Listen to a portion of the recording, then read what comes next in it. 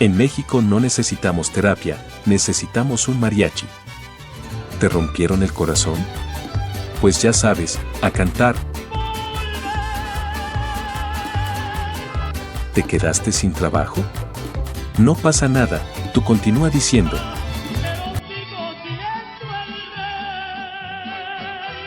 ¿Andas nostálgico?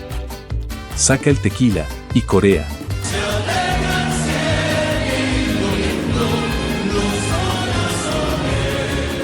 ¿Te fuiste por trabajo o solo saliste de vacaciones fuera del país? Entona. México lindo y querido. ¿Y si nada de eso funciona? Pues intentas cantar con gracia la bamba, aunque no entiendas qué dice. Para bailar la bamba. Porque el folclor musical mexicano no es solo cultura, eso es quedarse corto, son himnos no oficiales, pero hoy no venimos solo a cantarlas, vamos a descubrir sus historias, sus secretos y por qué estas canciones nos definen, nos sostienen y nos recuerdan que, en México, se canta con el alma. Y para empezar, arrancamos con Cielito Lindo. Aquí no nos curamos llorando, nos curamos cantando.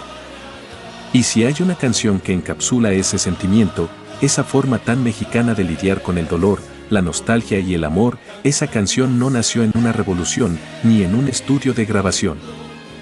Lo escribió Quirino Mendoza y Cortés, un maestro rural, músico militar y compositor, nacido en Xochimilco en 1862 y radicado después en el Estado de México. En 1882, inspirado por su esposa, una mujer poblana a la que él llamaba cariñosamente mi cielito lindo, Quirino escribió una canción sencilla, pero cargada de emoción y símbolos. Porque Cielito Lindo no fue concebida para el escenario, sino para el corazón. No buscaba fama, sino expresar amor con ternura, con picardía y con una identidad profundamente mexicana.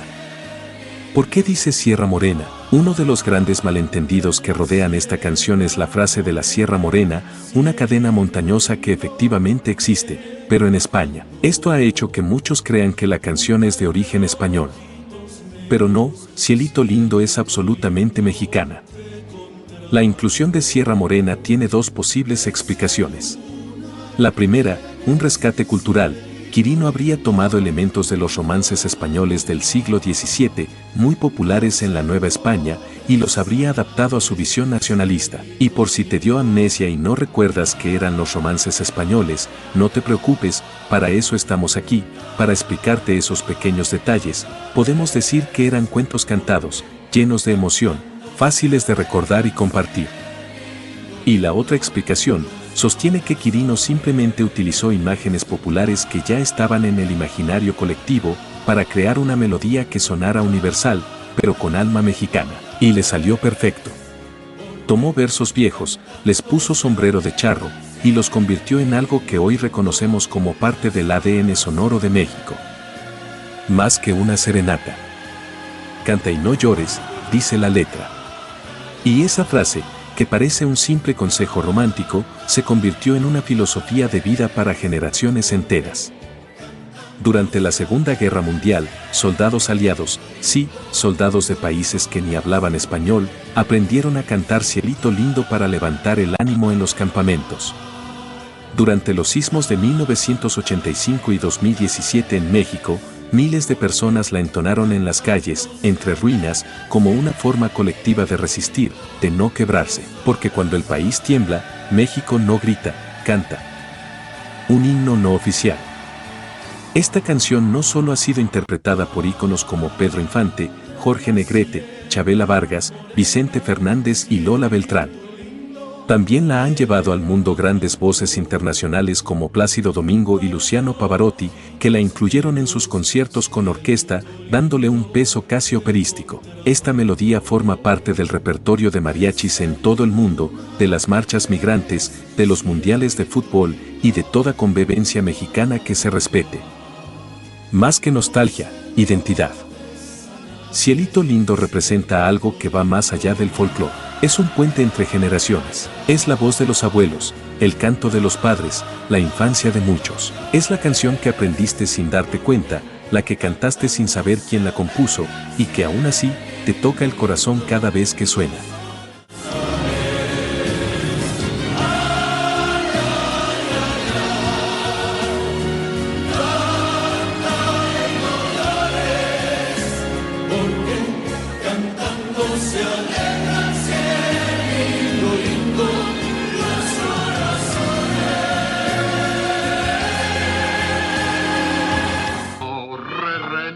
todo. Y ay, Jalisco, Jalisco, Jalisco, tú tienes tu novia que es Guadalajara. Después de agarrar aire, vamos a la siguiente, volver, volver. Si alguna vez el desamor te partió el pecho, es casi seguro que tuviste de fondo a Vicente Fernández gritando con el alma, y volver, volver, volver a tus brazos otra vez. Esta no es una canción cualquiera. Es un grito desesperado de arrepentimiento, un lamento del alma que ya no guarda orgullo. Volver no pide perdón, no promete cambiar, solo quiere regresar. Así de cruda, así de humana. ¿Quién la escribió? El autor fue Fernando Maldonado. Aunque escribió decenas de canciones, ninguna tuvo el mismo impacto emocional.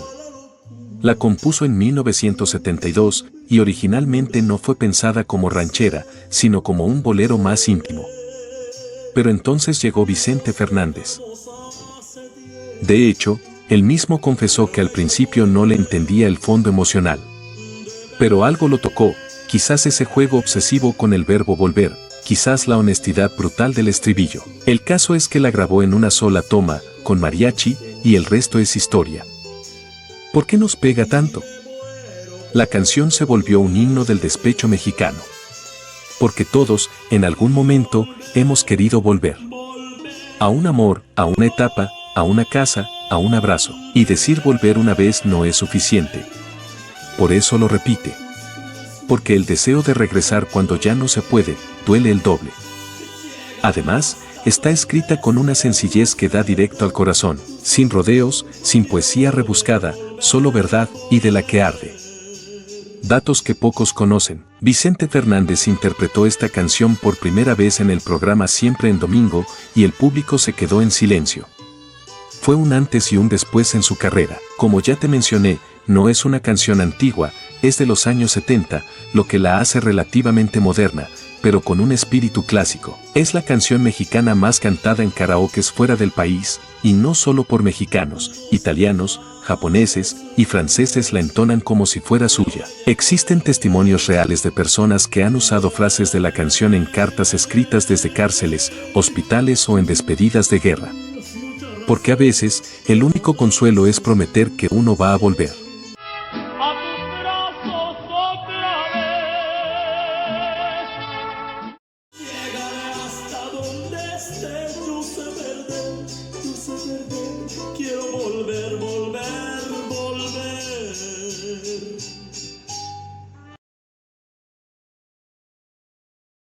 Ahora es el momento de pedirte algo, porque pedirte que te suscribas y compartas este bonito video, y si no lo haces, se te va a aparecer tu ex tóxico, afuera de tu casa, con un mal mariachi a eso de las 3 de la mañana. Tú decides. Continuamos con La Bamba, el son jarocho que conquistó el mundo. Antes de que el rock se pusiera la chaqueta de cuero, ya había una canción veracruzana hechizando al mundo, La Bamba. Aunque muchos piensan que nació con las guitarras eléctricas de los años 50, la verdad es que esta canción es mucho más vieja, más sabrosa y más poderosa. Es puro folclor mexicano con raíces tan profundas como el manglar veracruzano. Origen y evolución. La Bamba es un son jarocho tradicional nacido en Veracruz. En los años 1600. En una zona donde las culturas indígena, africana y española se mezclaron para crear algo único.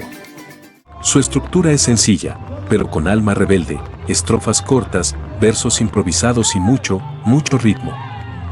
Se toca con instrumentos propios del son jarocho, la jarana, el requinto, el arpa jarocha y la leona, un bajo acústico típico de la región. Se canta, sí, pero también se zapatea sobre una tarima, convirtiendo el cuerpo en instrumento de percusión. Pero lo que realmente hace especial a La Bamba es su versatilidad.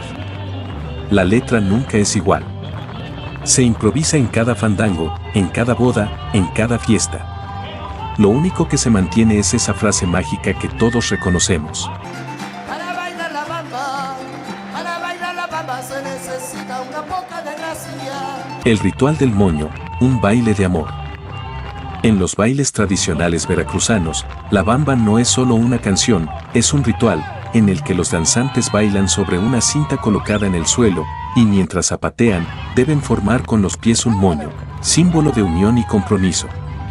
Es una danza de amor y equilibrio, de precisión y conexión. Este detalle hace de la bamba una pieza viva del folclore, donde música, baile y simbolismo se entrelazan. No es solo para escuchar, es para vivirla. ¿Y qué significa bamba? El origen de la palabra es incierto. Algunos etnomusicólogos creen que proviene del idioma africano kikongo, donde mbamba significa rebeldía o brujería. Otros sostienen que es una palabra inventada que suena bien al ritmo del tambor, pero cualquiera que haya visto un fandango bien armado sabe que la bamba sí tiene algo de hechizo, algo que atrapa, que sacude el alma. Incluso frases como "yo no soy marinero, soy capitán", han sido usadas en contextos políticos y sociales, desde movimientos estudiantiles en América Latina hasta protestas culturales. Porque la bamba también es resistencia, es voz del pueblo. Y entonces llegó Richard Valenzuela, Richie Valens. En 1958, un joven méxico-americano de apenas 17 años, llamado Richie Valens, escuchó una versión de la bamba en casa de su familia y decidió llevarla al estudio. No hablaba bien español, pero entendía el alma de la canción. Tomó la melodía tradicional, la fusionó con guitarras eléctricas y batería, y creó una versión completamente nueva, una bomba. Esa grabación convirtió a la bamba en la primera canción en español en entrar al Top 40 de Billboard en Estados Unidos. Y no solo eso, abrió las puertas del rock and roll a la música latina, demostrando que no hacía falta cantar en inglés para llegar al corazón del público.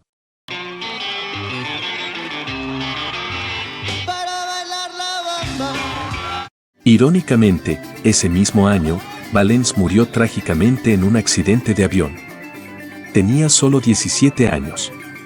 Pero su legado quedó sellado en esa canción. Así es la bamba, una explosión de identidad y una canción que le dio voz al mestizaje musical mexicano en todo el mundo. México lindo y querido, si muero lejos de ti. Pasamos a la más icónica, la más cantada y quizás la más sentida, México lindo y querido. ¿Quién la escribió? El autor fue Jesús Monje Ramírez, mejor conocido como Chucho Monje, uno de los grandes compositores de la época de oro del cine mexicano. La escribió en la década de 1920, con el corazón en la tinta y en el alma. Pero fue Jorge Negrete, el legendario charro cantor, quien la elevó a otro nivel. Con su voz firme y nostálgica, la convirtió en un símbolo nacional. Cada vez que la interpretaba, no cantaba, rezaba por México. Una canción que duele y une. Si muero lejos de ti, que digan que estoy dormido. Esa línea no es solo poesía. Es una herida abierta en el corazón de millones de migrantes que, por razones económicas, políticas o familiares, han tenido que dejar su país atrás. La canción se convirtió en un himno del exilio emocional. No importa si estás en Nueva York, Madrid o Tijuana, si escuchas esta canción, México se te aparece en el pecho. Muchos migrantes cuentan que lloraron la primera vez que la escucharon en otro país. Otros, que la pusieron en el funeral de sus padres, porque así sentían que regresaban a su tierra. Curiosidades que pocos conocen. Fue prohibida en la radio durante los años 60 en algunos estados del norte del país y en zonas fronterizas. ¿La razón? Provocaba tanta nostalgia y llanto entre los migrantes que las autoridades consideraron que afectaba el ánimo. Jorge Negrete la cantó incluso en su lecho de muerte, sabiendo que no regresaría con vida a su tierra. Murió en Los Ángeles, pero su cuerpo fue repatriado, cumpliendo con lo que dice la canción. Se ha cantado en funerales de ídolos mexicanos, como Vicente Fernández, Juan Gabriel y Pedro Infante. La frase "si muero lejos de ti" ha sido grabada en lápidas de migrantes mexicanos en todo el mundo. Porque cuando uno se va, siempre sueña con volver. Y por si fuera poco, la canción ha sido usada por el gobierno mexicano en campañas de turismo e identidad nacional. Porque no hay nada más poderoso que una melodía que dice todo sin tener que gritarlo.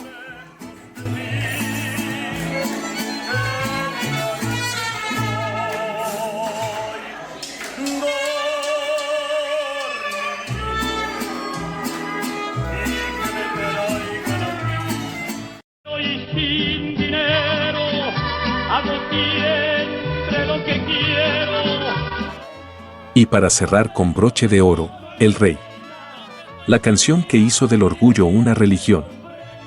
No importa si estás en una cantina, en un palenque, en la boda de tu prima o en el último vagón del metro, si suena El Rey, algo se prende en el alma mexicana. Y mi palabra es la ley. No es solo una canción. Es una declaración. Un escudo emocional para el que ama, pierde y en vez de rogar, se levanta con el doble de orgullo. Origen y autor. José Alfredo Jiménez nació el 19 de enero de 1926 en Dolores Hidalgo, Guanajuato, el mismo pueblo donde comenzó la independencia y desde donde, años después, comenzaría otra forma de revolución, la sentimental. José Alfredo nunca estudió música formal. No sabía leer partituras, ni tocaba instrumentos, componía de oído, con intuición pura y mucho corazón, y lo hacía con la misma facilidad con la que otros respiran. En 1947, cuando era mesero en el restaurante La Sirena, en la colonia Guerrero de la Ciudad de México, su vida cambió. Tenía apenas 21 años, una libreta rota, una novia que lo había dejado, y el alma hecha pedazos. En lugar de llorar, escribió esto: yo sé bien que estoy afuera, pero el día que yo me muera, sé que tendrás que llorar.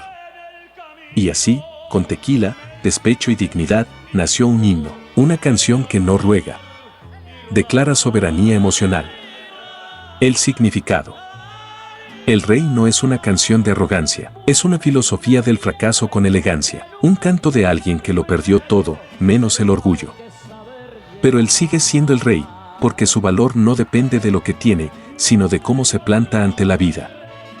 Yo no tengo trono ni reina, ni nadie que me comprenda, pero sigo siendo el rey. Ese verso resume el espíritu del mexicano que cae, pero se levanta.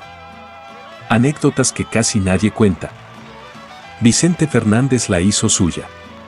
Era su grito, su bandera, su despedida. La cantó por última vez en 2021, ya enfermo, como si supiera que era su adiós. Meses después, murió, pero con su corona intacta. ¿Y tú? ¿Cuántas veces has cantado El Rey con el alma hecha trizas, pero el puño en alto? Porque si algo nos dejó claro es que aunque te quiten todo, si no te quitan el orgullo, sigues siendo el rey. Tú lo dices, Lo sostengo. no te vayas a cansar. Y como conclusión, México no solo se vive, se siente y, sobre todo, se canta. Y estas canciones, pase lo que pase, seguirán siendo eternamente mexicanas. ¿Cuál de estas joyas musicales te ha acompañado en un momento clave? Cuéntanos en los comentarios y comparte este viaje con alguien que lleve a México en el alma. Las canciones más emblemáticas del folclore musical mexicano no necesitan autotune, productores millonarios ni millones de reproducciones. Han sobrevivido guerras, modas y décadas de cambios, porque se vuelven eternas cuando logran lo que ningún discurso puede, tocar el corazón del pueblo.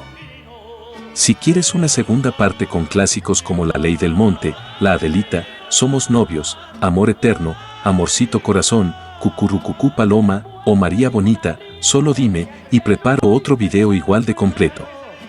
Y para rematar y sin ponernos cursis, Amorcito Corazón, yo tengo tentación de un like. Con esto terminamos por hoy, pero nos vemos en el próximo viaje de Profelino por el folclore mexicano.